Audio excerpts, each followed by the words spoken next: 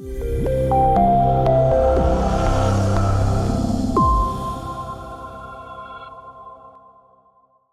right, today our host and moderator, the same person, our speaker moderator, the same person. It's me.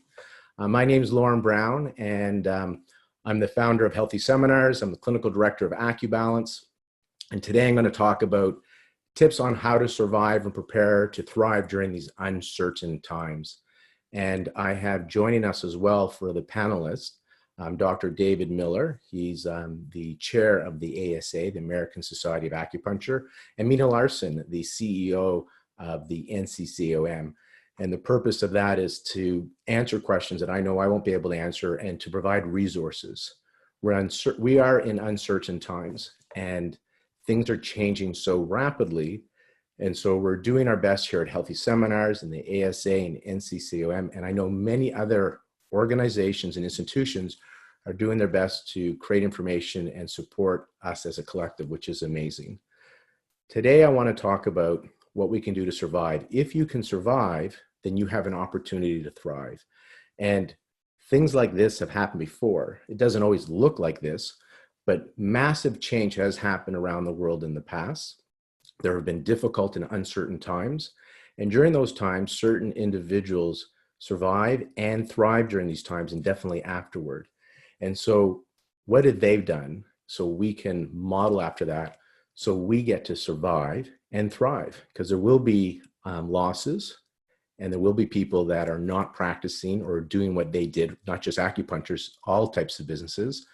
And there's some things that we can do now to give ourselves the best chance to survive. Now, I'm going to share things that you can do. I'm going to give you practical tips of what you can do and what I've been doing. However, it may seem counterintuitive, but it really is an inside job. And so just like our medicine talks about the yin-yang of life, there's a yin-yang aspect to thriving. And first, it's a yin aspect. So first, we need to go inside. And I want to just read the slide here and the quote. So first, if you get the inside right, the outside will fall into place. And Viktor Frankl's quote here, which he wrote when he was in a concentration camp, was, so he had it pretty bad. I mean, just think about that. He was in a concentration camp. We still can go to the grocery store. We still can eat. We still have a roof over our heads. We can turn on the air conditioning or the heater. So we can go into our backyard. So the circumstances are a little bit better for us than it was for Viktor Frankl. And he would still have the insight to say, when we are no longer able to change a situation, we are challenged to change ourselves. And this is the yin-yang aspect that I want to talk about, because first it has to be a yin job. It has to be yin within yang, because your doing will come out of your being. It may look like people are doing the same thing, the doing, the yang aspect. However, that's what appears on the outside. Really, it's the yin aspect, how they're being, how they're feeling, who they are on the inside is going to reflect the effectiveness of their doing. And so doing really comes out of being, and we call this the yin within yang. And we have been so long human doings, and it seems like the universe has sent us to our room. Collectively, we have been sent to our room and told to reflect. So we have been given an opportunity, really without guilt, to go inside and to find out who we are, who do we want to be, what is our purpose. And so it's time to do some human being with some human doing, of course, but first it starts with human being. My day-to-day before I'm doing my talk here, I did a 90-minute meditation. That's how I started my day, getting present, getting grounded. And so when you get grounded, when you get present, literally present, when your brainwaves go from high beta to the alpha and theta, you can access parts of your brain that are not normally available to you. And this is where creativity comes from, inspiration and innovation. So during these times of uncertainty, when it's really noisy out there, you got the news and the environment is letting you think you're not safe. That puts you into high beta. That puts you into the fight or flight response. And when you're in flight or fight, or even freeze, there's people who are frozen that aren't taking any action. They're just sitting here waiting for it to, they're in denial and hoping this is going to pass real quick. And it'll be just like it was, frozen. When you're in those areas, you're not creative and you're in the fight or flight, you're in survival mode. And the yin time is about getting back into that feeling of safe inside, getting into that yin time. And when you get into that parasympathetic, when you get into that alpha and theta brainwaves, then you can tap into parts of your brain that aren't normally accessible to you. And some say you tap into consciousness, super consciousness, divine love, whatever you want to call it, that you can tap into something else greater than you that brings in inspiration. I can't confirm or dispel that. However, we can through neuroscience tell you can access parts of your brain where the creativity comes from. So what we're looking for is this calmness in the presence of uncertainty. And I've developed an approach, it's an NAC approach. I call it the how to present moment approach. And I use it for my patients and I use it for myself. And I'm going to just give you an overview of it because, you know, reading the books like The Power of Now, Eckhart Tolle, how do you be in the present moment? How do you be in the now? It's easy to say be present moment. For myself personally, I can't just sit and be in present moment. My mind wanders. So I use tools to help me find that calmness, that present moment, so I can access that part of my brain. And so basically happens in 3 steps. It's notice, accept, and choose again. And so first you notice that you're out of sync. You notice you're feeling stress. So something's happening. I can't operate my clinic. I got bills to pay. And that creates resistance, chi stagnation. You feel it in your body. You notice when things aren't right. It's called stress. You feel it. It's a negative feeling. And this is where you stop and choose not to take it personally. This is where your free will is. Because if you identify with the environment, if you identify with what's happening, then you are at the effect of it. When you identify with it, you amplify it.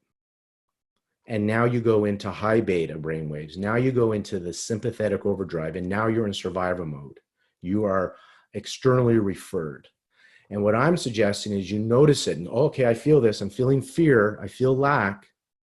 I have fear of separation. And what I'm suggesting is that everything that happens is neutral. And then we give it meaning.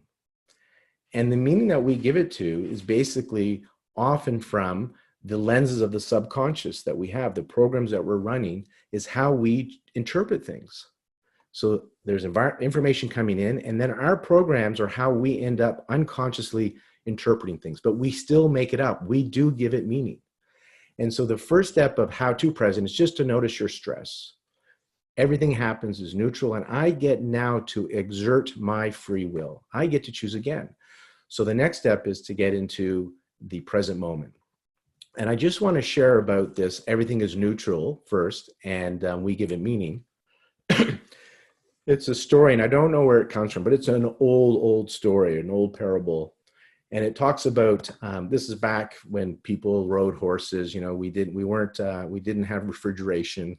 And this old man, he was old and feeble, and he had one son. He lost his wife, and he was poor. And one day, 3 wild horses came into his gated area of his farm.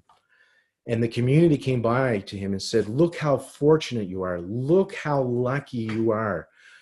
This makes you wealthy now. You just got 3 healthy, valuable horses that just come into your barn. How lucky you are.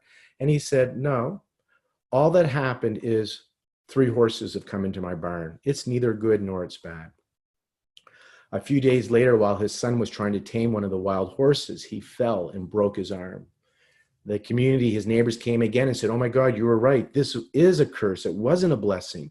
Now that your son has broken his arm, now that your son is now considered crippled, he can't help you. And you're so old and weak. You're sure to starve to death now. It was a curse. It was a bad thing. And he said, no, it's neither good nor bad. All that's happened is my son has fallen and broken his arm. A few days later, the country's in war, and the military, some of the generals from the military come to come to his community, and they take all the young men. And this is a losing battle. They know that most of these young men will never return. They'll die in battle. But because his son was injured, they didn't choose him. And they said, "You were right, old man. It wasn't a curse. It truly was a blessing, because although your son is crippled, he can't help you. At least you will have your son and he will not die in battle." And he goes again, "It's neither good or bad. All that happened is my son did not go into battle." And the story goes on that nothing is either good or bad, but the thinking makes it so. And that's a quote from Eckhart Tolle. Nothing is either good or bad, but the thinking makes it so. So the first approach to how to present moment, this is the calmness. Again, I mentioned first we're going to do the yin within yang, and then we're going to talk about some of the yang things to do here in the survival and thriving principles. So the first one was notice. So just notice you've got stagnation going on. You're feeling stressed. It doesn't feel right. And then start to use an accepting what is tool. And so these are present moment tools. So you have your breath. Now, I'm not going to go into detail. I actually created a whole program. I teach this publicly here in Vancouver, and I was planning to create this online for my public community and my professional community for September, October. I'm probably going to accelerate it and have it available for May 2020, where I teach these in more detail. But I just want to go over these because some of you may know these, and some of them you can just Google and find on the internet as well.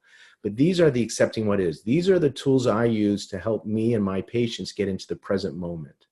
Because when you're in the present moment, that's when the suffering ends, and that's when you get into the alpha and theta brainwaves where you can get creative. And so these would be using your breath. So we know the breath. You can use the breath to signal the brain that you are safe. You can use the surrender release. Big in the Course of Miracles, the old surrender and release your fear of lack, or your fear of starving to death, or your fear of not being good enough. There's stuff from Psyche and Brain Gym, whole brain posture. There's tapping techniques like emotional freedom technique, using inner child work, Byron Katie's 4 questions. All of these are used to get you into the present moment. And this is the surrender one, but I'm just going to go here and I'll go back to the surrender one because it's simple. The reason the present moment is key, I mentioned the alpha and theta brainwaves, because when you're present moment, you're no longer identified with what's happening. You're no longer at the effect of it, or as much at the effect of it. Your brain, rather than being in the reptilian brain, rather than so fully triggered in the amygdala, and you're in that fight or flight and survival mode, where you're mobilizing all your energy for survival, you are now fully resourced. You are whole-brained. And when you're fully resourced and whole-brained, you still have your ability to react, to keep you safe, but you also have the ability to be creative, to think this through, so you don't make a silly knee-jerk reaction. So you respond versus react. And so the A in my NAC, notice, is accepting what is. And accepting what is doesn't mean you resign yourself for what it is. It doesn't mean that you like it. Usually you don't like it. That's why you're using this process. It's just to get present moment with it. It's just to accept what is, because when you fight with reality, you suffer and you get resistance. We call it chi stagnation. So this technique's using the accepting what is. I notice I'm stressed. What is it? Then use one of these accepting what is techniques that I listed here, right? And there's probably many more to get you present moment. They're just tools. They're just gimmicks. I've been doing this for about 5 years. Sometimes I don't have to do any of these. My brain it's getting so wired now, it just starts to go into the process naturally most of the time. An example of surrender, because I wanted to give you one example is, I surrender my fear of I sit here not being good enough to divine love and choose to remember I'm enough. It could be, I surrender my fear of not having enough money because my clinic's closed to the divine being. It's something greater yourself. So if it's Buddha, God, divine love, universal mind, you just let it go. Is something as simple as that. All you're doing is shifting. Rather than, oh my God, my clinic's closed, what's going to happen? And you go into that panic. You're just removing yourself a little bit. So you're feeling the experience. You're still vulnerable, by the way. When you feel this, the vulnerability is still there. The uncomfortableness is still there, but there's a watcher now because you're accepting what is. And when you're really present moment, usually that transforms the suffering, because when you're in the past regretting or you're in the fear of the future, that's what creates the tension and the stress. And then C is choose again. So just being grateful for what you have, and then using your mind now to generate the vibration of what you want to feel. so you can attract this into your life, because you are vibration, you are, you know, energy, you are waves that get slow down into matter, so from wave into particle. So you get what you project. You know, if you are putting out fear, those hormones of fear and the vibration of fear, then you're going to get more of that. It's just going to get, it's going to come back to you. And so what I'm suggesting in this yin time, yin within yang, this calm time, is to raise your vibration, bring up feelings of empathy, bring up feelings of gratitude and compassion, bring up feelings of abundance and joy and love. These are high vibrations, and use these kind of meditation techniques in the choose again phrase to change your vibration.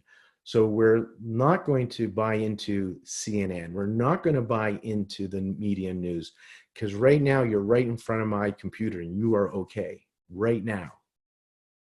Right now, everything is okay. It's your thoughts that are going to make you unhealthy or insane. And so you get what you project. And so it's really important every day in the morning and every night right now, I take time to choose the vibration I want. That's my free will. I get to choose how I feel. So I close my eyes and I raise up these vibrations, these feelings of gratitude, love, and compassion. I'm raising that in my body, because epigenetics show those thoughts lead to feelings, emotions, which are based on chemical reactions. And so there is a hormonal cascade that changes. This helps build your immunity even. Why? Because your thoughts create your reality. Your thoughts lead to chemical reactions. These feelings have, your feelings are just chemical emotions, right? That's what you're experiencing here. And so I want to have my cells bathed in good health, because your mind can't tell your subconscious, which is your whole autonomic nervous system, your immune system, it can't tell the difference between a reality that you're experiencing in imagination. That's why when you go to the movies, you can laugh and cry, even though you know there are actors and actresses on the screen. And so you close your eyes, you go inside, and now you can change the vibration. You can choose to change that vibration. So now we want to adapt and pivot. And so all this starts with first the inner work. And I was mentioning, I do first thing in the morning, last thing before I go to bed, spend an hour right now. I have the ability to do that. And if during the day things are off a bit, I go and do a 15-minute, 10-minute of breathing, getting my body calm, and then changing my vibration. So we really want to do the inner work first, okay? So now let's talk about the yang activity. So I was kind of talking quantum physics stuff there, yin within yang, and we like to be human doings. That's what we like. So I'm going to give you the doing stuff, the yang activities. Now I want to just emphasize again that we behave like human doings, and it seems that the universe has sent collectively us to our rooms to be human beings again. So be careful about the doings. However, doings does need to happen. There is a quote, an old Arabic quote that says, "Trust in God, but tie up your camels." And it's an analogy. So for those that aren't religious, as I am not, I consider myself more spiritual, not religious. So remember, this is analogy. The expression means that you can have faith, you can have trust, but still tie up your camels. You can't just not do anything and think it's all going to work out because you're a spiritual being or a religious being. You still need to do things on this Newtonian 3D world. And so one of them is really important, is to manage your cash flow.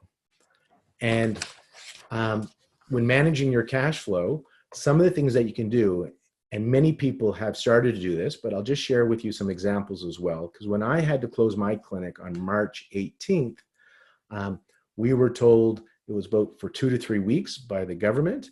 And when I asked around people that were on the front lines, they told me that you're easily in for 2 months, like plan for June, the earliest, probably July. That's not what we were being told on the government level, but that's what people on the inside were telling us. And so I spoke to my landlord because I knew I had to manage my cash flow. I'm not in my clinic and I have rent, so I have to take care of my rent. And I spoke to my landlord about deferring my rent, or what can we do for the next couple of months. The reason you need to go and have these negotiations, and I want to set up the expectations here, these are uncertain times. There is no playbook. If you give your landlord a check, if he has your money for May 1st, your check, he will cash it. all the landlords, because I know people that own real estate for residential and commercial. And when I ask them, what are you doing? They're sitting there praying that people just pay. So they're not coming to you back in March and early April. They weren't coming to you saying, are you okay? We're not going to charge you rent. They were waiting to see how many people are willing to pay their rent, and they're going to cash your check. Now, the people that came to them said, I can't give you rent. Then they started to negotiate. So you're in a place now where you can negotiate. Regardless of your lease, you still have some wiggle room to negotiate with your landlords, because these are special times. Everybody's in it. It's not just you. You didn't choose this. This is not your bad business decision. We're all in this boat. And your landlords have cash flow issues. So they want your cash because they have expenses, people to pay and stuff. And they're working with the bank. How can I defer my payments to the bank that they have to deal with? So we're all in this together. And so it just starts off with a conversation. Now, what I did, because I knew with my landlords that some landlords are easy peasy and they'll work with you, and I knew some will be more challenging. And so I was prepared. So I put a stop payment on my check, $13. And I started the negotiation, and it wasn't going the way I wanted to. So I let them know, we do need to continue discussing this. And I didn't feel they really wanted to, like they just thought they're getting their money. And so I just was transparent. We need to discuss this. I've stopped payment on that check. So it's to your advantage to discuss with me how we're going to work this out. So now what a lot of landlords are doing, and there's so many different deals out there for your tenancy stuff, commercial, but they'll let you defer your rent. So not pay anything, some of them, for the next 3 months, if that's when you're out of your business. And then over the next 6 months to 12 months, interest-free, you get to pay it back. So once you start practicing again, you can start paying back your what you owed from those 3 months, but over 12 months. So you pay your regular rent. Let's say you go back to work on July 1st. They get the check for July 1st plus amortized, divided over 12 months, the 3 months that you didn't pay. And that's all wiggle room. It could be that you don't have to start paying back the old stuff for 3 months, because it may take your clinic some time to gather its revenue for patients to come back. So you got to look at your numbers and say, when can I start paying back the old rent? Same thing for residential. Talking to your landlord. Can I have a deferral? Is there any free rent or deferral? They're going to be willing to work with you because everybody's in the situation. They kind of get that. So the biggest thing you want to do is those big cash flow items, your rent for your clinic, your personal rent or mortgage for your home. Recurring subscriptions, newspapers, subscriptions that you're not using anymore. Talk to the people that do your utilities. Will they be willing to discount you? Doesn't mean you need to turn off your internet at your space if you're not there, because it may be a huge expense or an issue to get it started up again. Just bring in if you don't ask, they won't give it to you, most of them. If you do ask, you may get something. So that's what I encourage you to do on managing your cash flow. And I'm sure during the Q&A, people have other ideas what they have done. Adapting to the changes. So this is key. Successful people that thrive, adapt. If you're not flexible, you'll break, right? Like bamboo, if it's flexible, it can bend. It's strong enough that it doesn't break, but it has flexibility. If you're rigid and you do this, you'll snap. If you expect it to be like it was and wish it was like it was, as we all do, many of us do, that's wishful thinking, but that's delusional, because it's not like that. It's not what is.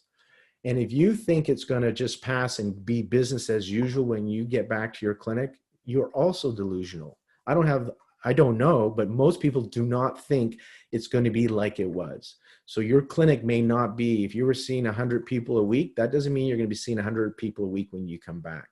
So adapting now is key, getting ready and becoming creative. Again, taking time to breathe. Do you have to know what you're going to do? Do you have to have that creativity? No, you actually don't force the creativity. You just allow yourself to be.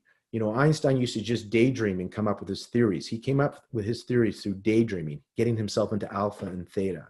Edison used to sit there with a ball bearing, I heard, and he would just get into that state between awake and asleep, alpha theta, and the ball would drop and that would wake him up. So he'd go back into alpha theta rather than going into delta where he's totally deep. So this is about not having to figure it out, having to make time to allow your brain to kind of tap into those resources. One of the resources I like very much is telehealth. And I'm going to touch on that. I have a slide on that, But before we go into telehealth, the other point I mentioned here is create value. My philosophy always has been is to create value for other people, create opportunity. Don't focus on the money, focus on the value, what you're creating for other people, and the money will follow. And even now, more so is more important. Now, I did not say I ignore the money. I'm not a saint and just take everything, right? I do a lot of free stuff, but we also have paid stuff. I'm talking about my focus, my priority is creating value so that I am so filled up from what I'm doing that even if I don't make money from it, I still feel full on the inside. That's the key for me. That's my compass to let me know that I'm on the right track. And usually if it fills me up and it creates a lot of value and service, I trust that somehow it's going to come back anyhow, usually tenfold. That's the trusting part, right? The trusting that it's not like I don't keep score. I gave this to you. Now you got to give this to me. I give this to you. And I know somewhere down the line, you're going to tap, tap, tap, and then somebody else is going to give something to me. I just trust that's how the world works. So it's really important to create value for other people. Now, in that adapting and changing, I want to talk about telehealth for a moment. The world is changing, and I personally want to keep in touch with my patients. I still want to support them. And so I, myself, in my clinic, I have 9 associates. We have been learning about telehealth and setting it up. And on Healthy Seminars, we've created several resources.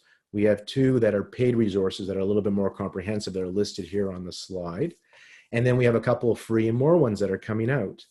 And this is key because now I get to touch base with my patients and it's becoming another source of income. And when this is all over, I already see how this is going to make my in-person better. I talk about it in Launching Your Telehealth because we just recorded that. This is not a telehealth lecture, so I'm not going to talk about it here now. But because of her teaching and the group of us in the room were throwing out ideas, I saw how some of the stuff I'm going to use on telehealth, now I'm going to send to my patients before they even see me because it's better than what I can do in person. So that's one thing. And I see that my clinic's going to change. We're going to do things differently. We're going to have a hybrid clinic for sure when this is done. And I can see how more and more people are going to want the telehealth. And it gives me an opportunity to reach more people. So in British Columbia, where I'm licensed, I see people that can kind of make it to me. And now, because of telehealth, I can see people in my whole province that would never have come to my clinic. So I see a lot of benefit from the telehealth. Go to healthyseminars.com/telehealth. You'll see that we have free resources. As I mentioned, more are coming. And then we have some of these paid resources that I thought were pretty beneficial. Now, I just want to share with you that there are people doing some wonderful things, creating support for you. I'm very proud of my team. A big shout out to Trisha and Sandra and Lorianne at Healthy Seminars that are doing round-the-clock stuff. I've seen what the American Society of Acupuncture and NCCAOM have been doing individually and jointly. And I think this is wonderful. We need this so much. Basically, what you want to do is put your oxygen mask on first. And I just wanted to have a wake-up call for my peers because out of 100 emails, I'll get 4 like this, but these 4 out of 100 take up time and also can trigger you. So I have to go through my process of notice, accept, choose again. I'm trying to put on your mask. And while I'm trying to put on your mask, because we're in a nosedive, like we need oxygen, like this is serious stuff, right? I'm trying to put on your mask. So I just want to let you know, and I'm encouraging the ASA and NCCAOM, anybody who's out there putting masks on people. So you got your mask on and now you're trying to put masks on other people. I already know we can't save everybody. So we already know not everybody's going to get saved in this situation. It's unfortunate. If we go to put on your mask and you start pushing our hands away, myself personally, I just leave you and I go to the next person to put on their mask because I already know I can't save everybody on the plane. So if you're not allowing me to put a mask on you, then I can't save you. And I just go to the next person. So if you're wondering why my emails are short or why I don't respond, based on your question, it's kind of like a stewardess has come to you, a flight attendant has come to you on the plane and they're putting the mask on you. And you're like, is there beverage service still going to happen?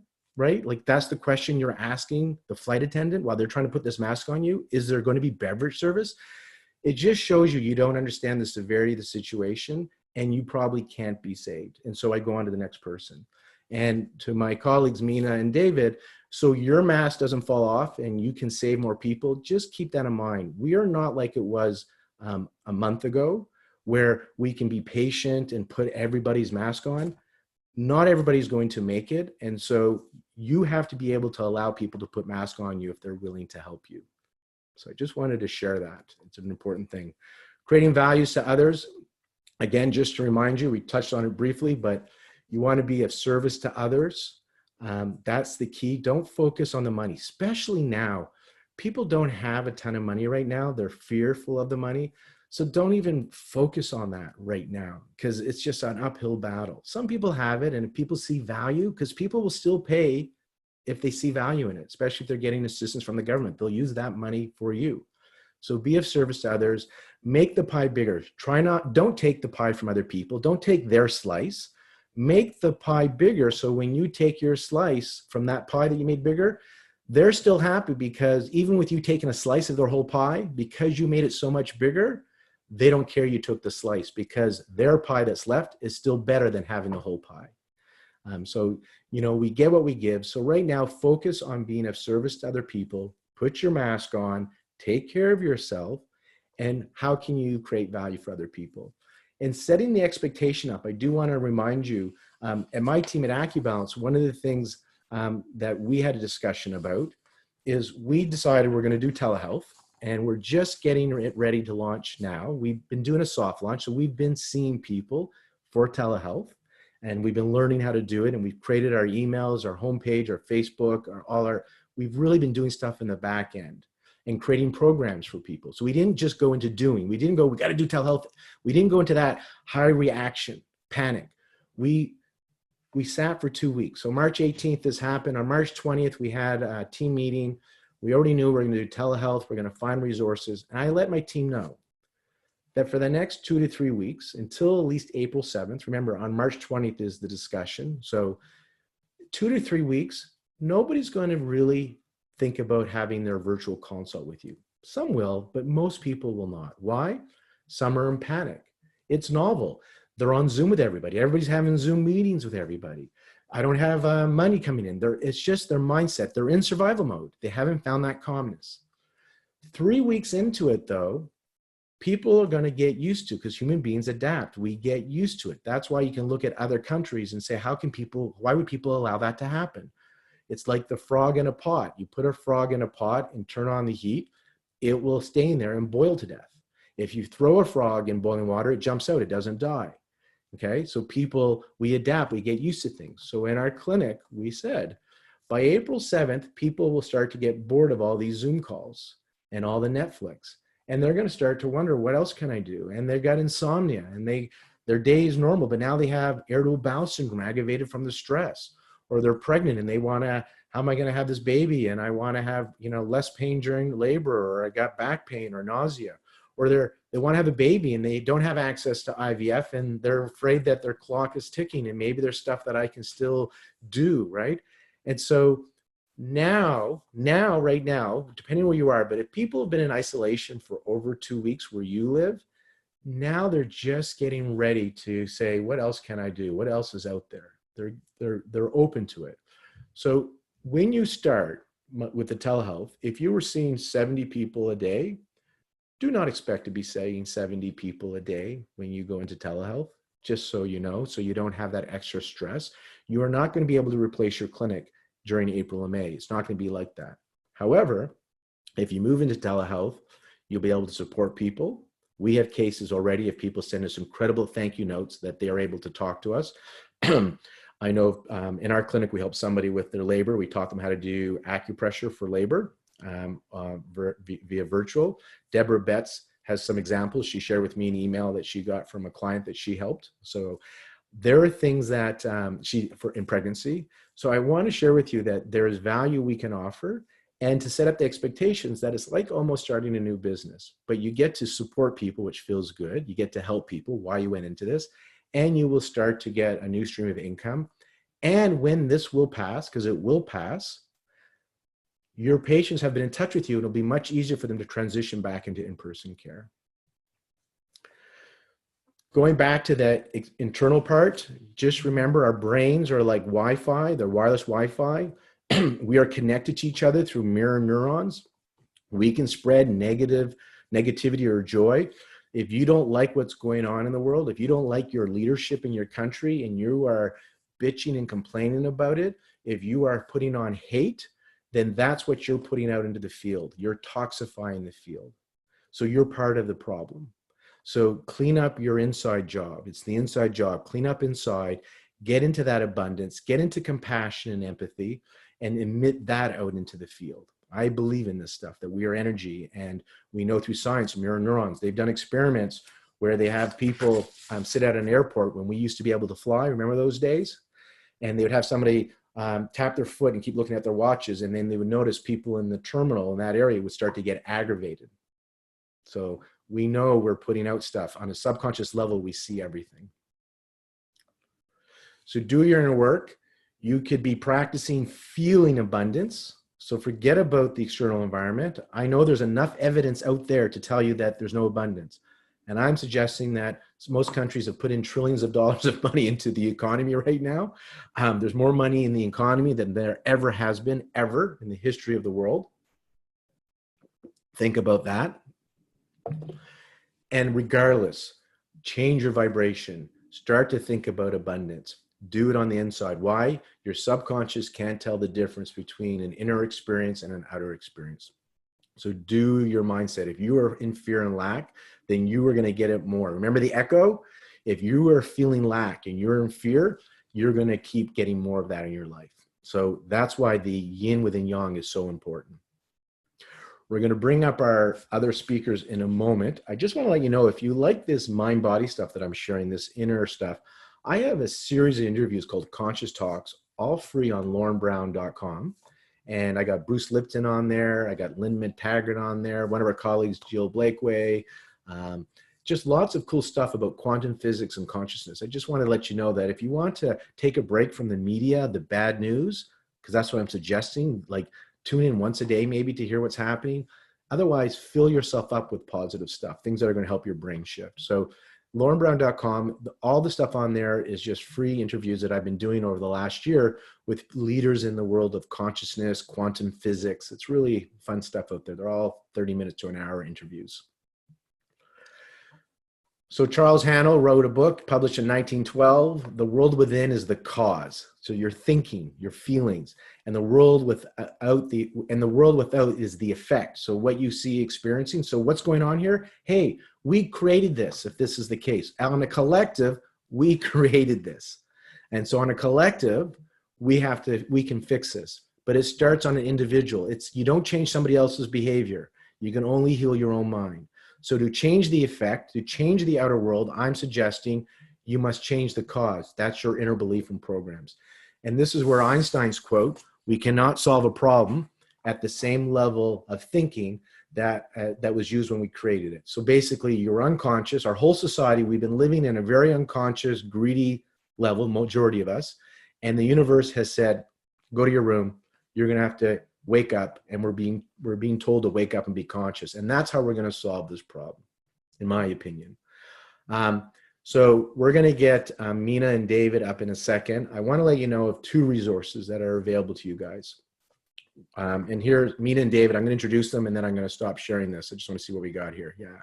David Miller is the chair of the ESA. Mina is the CEO of NCCAOM.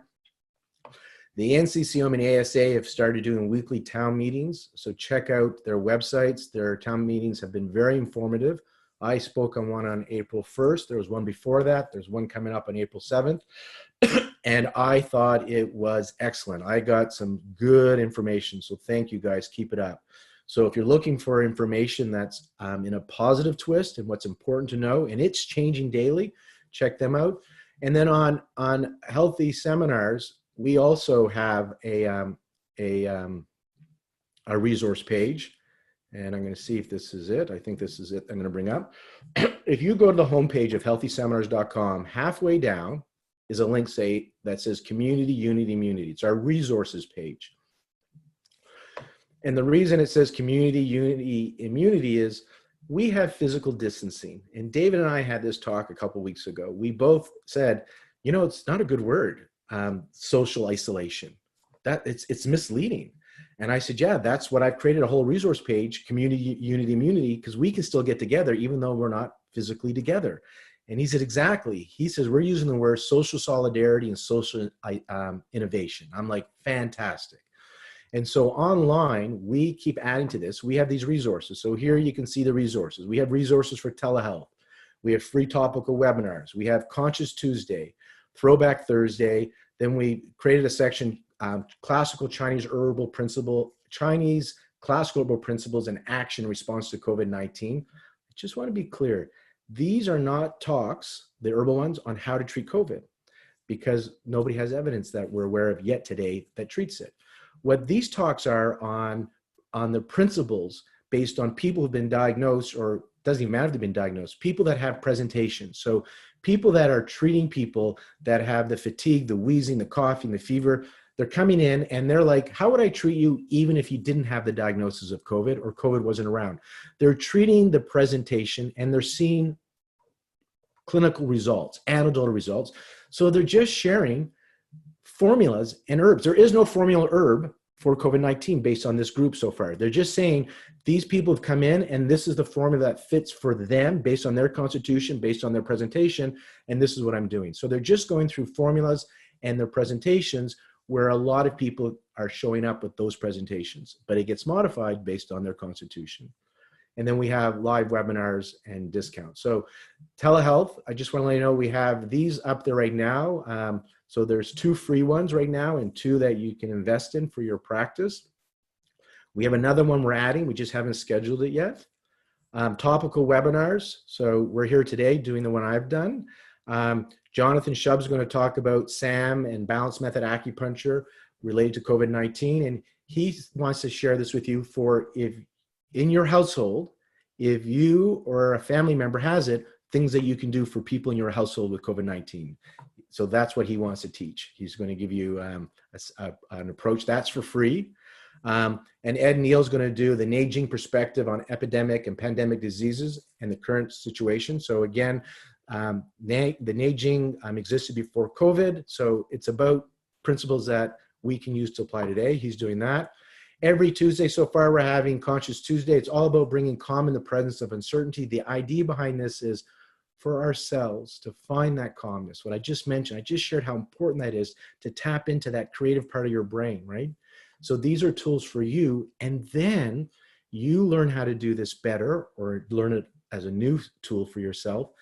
And then you take that out to your community through telemedicine and share it with your patients that are stressed out and needing support. Throwback Thursday. So this is just creating the community. So on Throwback Thursday, we find a lecture that we had on the old Medagogy site or the old, one of the free 1 hours we've done in the past. And we all have our cameras on like today. And we watch the lecture together in Zoom. And then at the end, we turn on our microphones and we discuss the lecture. So it's just creating community. So we did Randine Lewis. That was great. The late Al Stone did a course on Pulse Ridiculously Simple. That was so much fun, guys. Thanks for that one on Thursday. Susie Hayes is this Thursday on taming the unbridled thought and anxiety, insomnia, depression. So this was done a couple years ago, but it's so, you guys voted for it. So that's what we're putting up. And on the April 16th, Ray Rubio is going to do the keynote from IFS 2017. Ray passed away before the IFS 2017. He had terminal cancer. He died in March of 2017, and we knew he was going to pass. So I went to LA and filmed his keynote, and we played it at the IFS, and he channeled. It was amazing. And it's about knowing your story, and it is so relevant now. And we're playing his on Throwback Thursday, April 16th, because we canceled the 2020 Integrated Fertility Symposium. So we just thought that was the appropriate thing to play on that Thursday before IFS. And it is something beautiful. If you haven't seen it, please check that out. Then the classical oral prescriptions, we have a series of them. As I mentioned, Sharon Weisemum just did one on Friday, April 3rd. The next one is on Monday, April 6th. And they're just going over different formulas that people are using based on presentations. So I just want to let you know, they're not saying this treats COVID-19 because they don't have evidence. They're just saying people have come into their clinics with this presentation, these are the formulas they're using based on the presentation because the presentation fits the formula, and they're seeing some improvement. So they're going to share that. And that's how we practice Chinese medicine. And then we have our own CEUs. These are not free. You pay for these, but the whole site is on sale for on-demand courses. So I just wanted to share that with you. And now we're going to do Q&A. So I'm available for questions and answer. Mina and David are here to be a resource for you as well. And then there are some pretty brilliant people in the room. So we're going to have you raise your hand if you have a question. And then our moderators will unmute you so you can talk. And if David or Mina or myself see somebody that we know is an expert in that area, we know has good information, then we're going to get you to speak, because this is about community. And since we don't all have the answers and they change daily, this is our chance to share and support each other so we all kind of get up to date. So if you have a question, there should be a raise your hand button at the bottom of this, this room. And I would like David to first introduce himself. So maybe unmute yourself, David, and just tell him what's going on at the ASA and anything you want to add that you think is relevant. And then Mina as well, as people are raising their hands. Well, thank you, Lorne. Can you hear me okay? Yeah. Good. Okay, great. Well, thank you for having me here in the ASA here too. I think, you know, what we've been trying to do more than anything is try to keep track of what's going on at the national level and have a view into what's going on in each of the states as well as best we can, and then try to synthesize a response and also materials that will be useful. There's just this volume of information coming in right now, and there are recommendations that are changing daily and sometimes in polar opposite ways. And so just trying to keep that flow going and keep us all up to date. And we've been partnering with the NCCAOM to put together some resource documents and these town halls and things like that, which has just been incredibly helpful to be able to sort of, you know, share the workload in this. And, you know, I think there's been a lot of different questions people have had about practicing or not practicing, or you know, where do you go to find more information on telehealth and things like that. And so we're trying to help provide some of those resources. Mina, go ahead if you want to. Hi, everybody. Thank you so much for having me here. I'm Mina Larson, the Chief Executive Officer for NCCAOM, and we're here to be able to provide information. As David mentioned, we're very excited to partner with ASA so that we can really try to gather up the fast-moving information that's coming out of Congress, coming out of the states, as states are just constantly responding to COVID-19 and making changes. And we're trying to pull our resources together so we can provide all of you this information so that you'll have a place to go to gather that information. So, for example, when the CARES Act was passed about a week and a half ago, we put together a summary with all of the different aspects of the CARES Act that's whether it's filing unemployment or getting a loan, or information for those of you who have LLC versus, you know, sole proprietor, whether it's student loans. We try to make that information available. And as we're working together, we realize, okay, we need to make things even more accessible and maybe even streamline them. So we appreciate you being patient with us as we've tried to work together to provide the most up-to-date and informative information possible. Also at the NCCAOM, we realized that, you know, many of you are certified and you do want to continue your certification. We want you to do that. So we're really working with individual diplomates to be able to help you out. Let's say you need a grace period, or let's say you don't have enough PDA points. We really encourage you to call us and work with our customer service representatives. We're 100% operational. We're paperless, and all of our employees in the DC office are remote. So we're all open. So call us. We can work with you. We're excited about our upcoming webinar this coming Tuesday evening, where we're going to have some experts in the herbal area talking about kind of doing a deep dive on what we presented last week. And definitely we'll have someone to answer specific questions about the CARES Act. So we're really excited to be here, and it's a time for us to really work together as we're in it together. And the old Hebrew sayings, I always try to put that in my head, this too shall pass. We're in it together. We're here to support each other, and particularly ASA and NCCAOM are really going to continue to update you as we move further and further into the situation. Thank you for having me here. just because Mina mentioned, we're in this together. So remind you that. Remember my analogy about the oxygen mask? These volunteer on the ASA and the stuff, really come to them with solutions, not with problems, right? Come to them with some ideas, or can you help me? You know, they're working so hard right now, and this is the time they need your support. And so, and if you want your association and stuff to help lobby for telehealth or coverage, join them. Like, these are individuals that are volunteering. So we're in this together. This is an opportunity for us to start to support these organizations as well, either through financial or volunteers. Again, we're in this together. I like that. There's some hands up. Sandra, do you want to moderate those?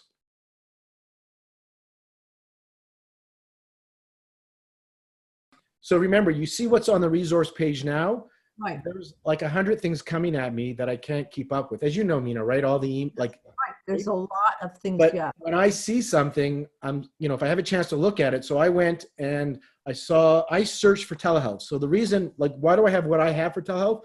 I looked at a whole bunch of telehealth stuff, asked for their handouts, and I like Natasha's. We're using it for our clinic. And Deborah Betts, I like what she's doing. I liked what CT Holman's doing for facial skills.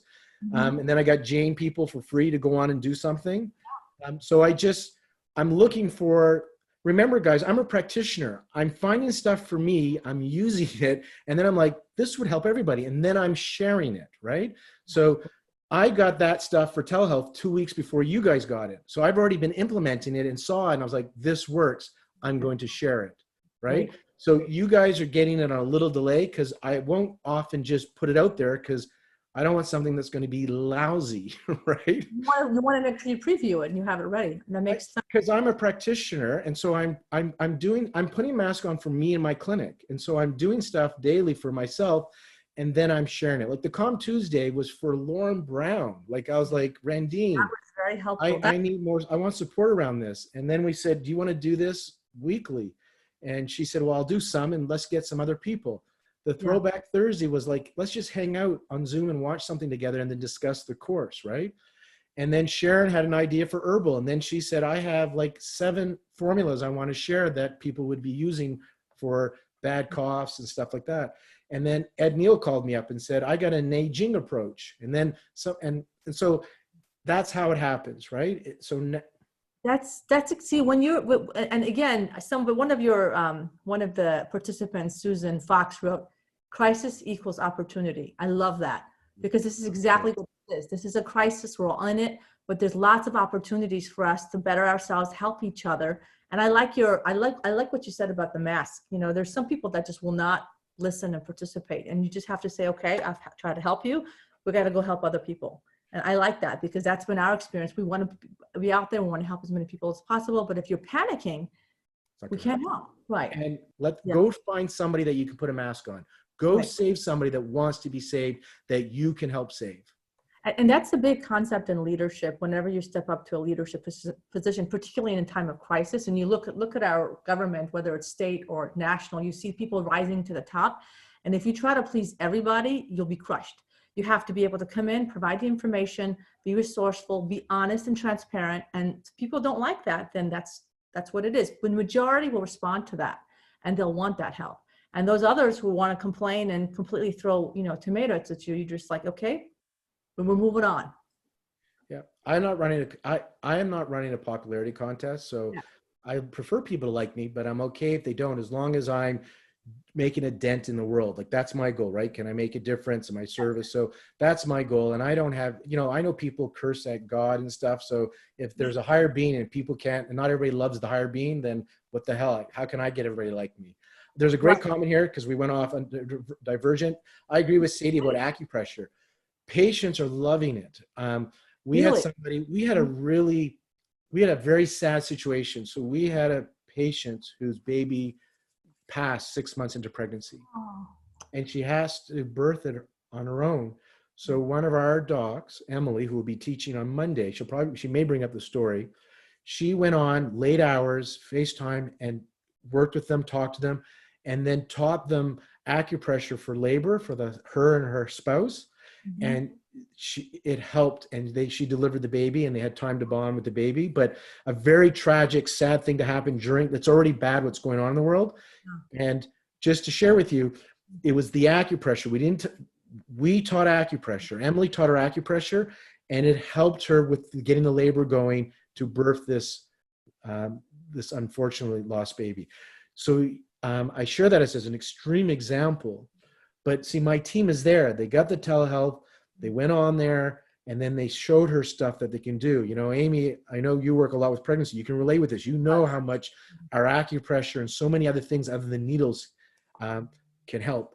People are going to step up and share things with us. We're going to be okay. All right, I have a team meeting 5 minutes ago that I got to go on with AccuBalance. I gotta get off of here because they're all on another Zoom call. So I got to go see my team. Thank you, guys. See you on Monday. Cheers. Stay safe. Thank you. Take care.